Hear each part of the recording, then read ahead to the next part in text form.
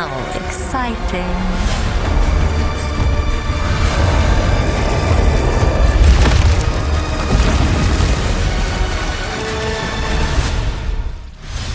Hi, I'm Jonathan Rogers, Game Director on Path of Exile 2, and I'm here today to talk about the Witch. Most classes have access to some kind of minion, but if you want to control an army, the Witch is probably the class you want to pick. In PoE 2, most minions don't require summoning manually. This scepter gives me a couple of free warriors, but it's also going to give me another resource called Spirit, which you can spend on whatever minions you want. You can see the Spirit bar above the mana here. On the skill screen, you can pick the composition of your army. This is a level 2 area, so I can only afford one other minion. I'll pick a sniper for now. You can stay in the back with me. When minions die, they'll be revived automatically so long as no other minion has died recently. So before your next battle, all your minions will come back to life.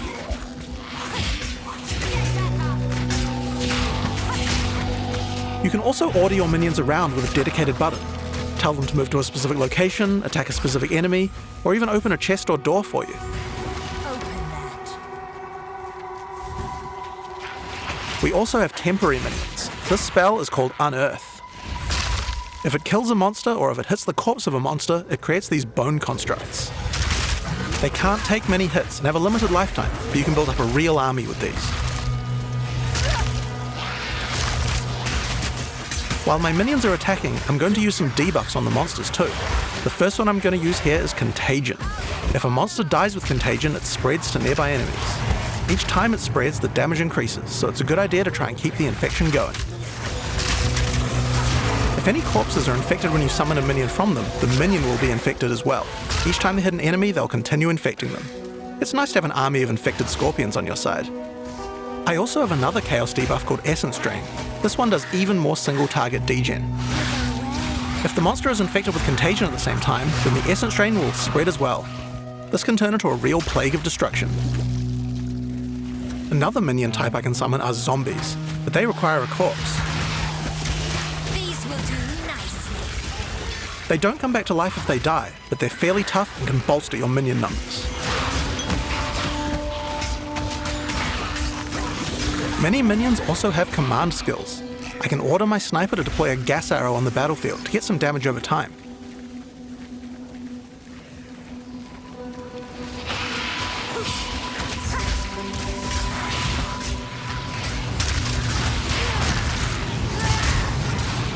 Now I'm going to summon a skeletal arsonist. They can throw little fire grenades, but they also have a command skill that can detonate your own minions that are low on life.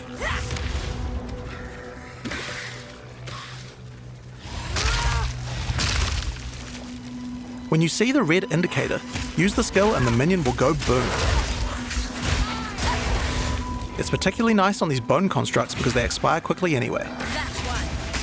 So, let's take all these tools we found and fight the boss of this area, the Carrion Crone. Be still.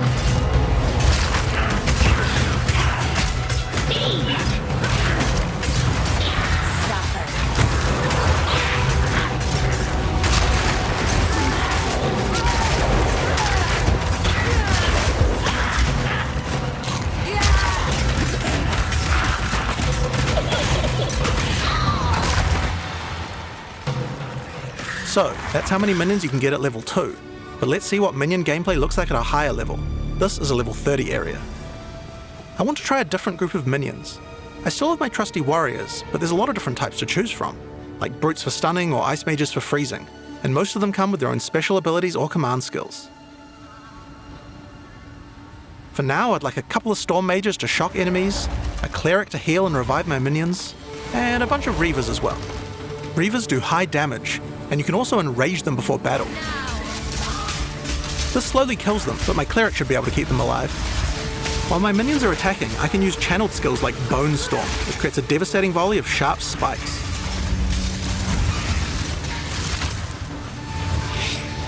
The Storm Mage has a useful ability if lots of your minions die. He can summon a lightning storm to strike the location of every dead skeleton in your army.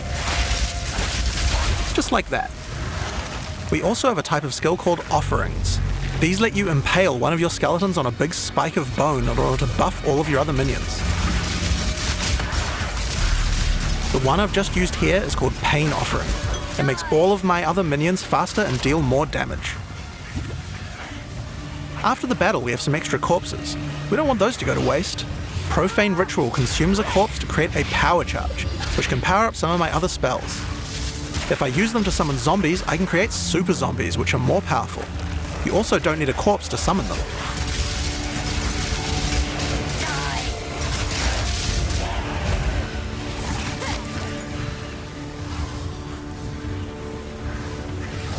I can also use power charges to channel Bone Storm. If I do that, it adds a devastating AoE.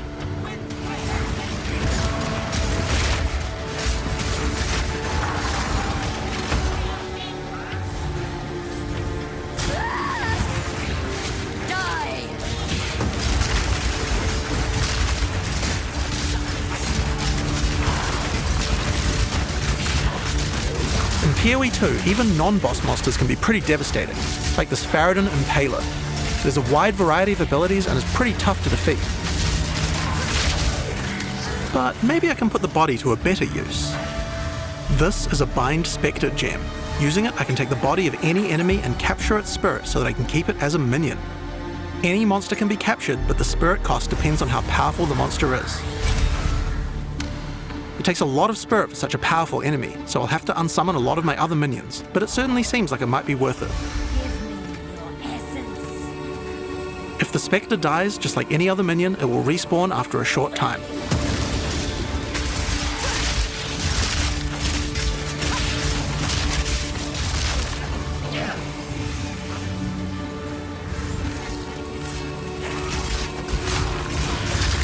So, I think it's time to fight the boss of this area, Tor Gull the Defiler.